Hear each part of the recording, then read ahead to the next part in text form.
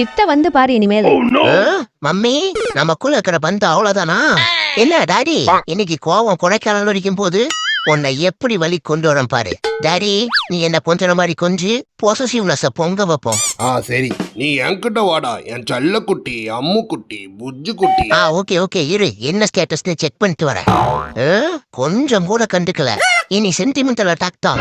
Mummy நம்ம ரிலேஷன்ஷிப்புக்கு rest கொடுத்துட்டியா? குட்டியில இருந்து உன் கையால தானே சாப்பிட்டிருக்க. இனிமேல் எப்படி நான் சாப்பிடாம இருப்பேன்? இழைச்சி எறும்பா போயிடுவனே. சொல்லு மம்மி. போட்ட எஃபர்ட் எல்லாம் இழுச்சிட்டு போயிடுச்சியா? என்ன பண்ணுவேன்?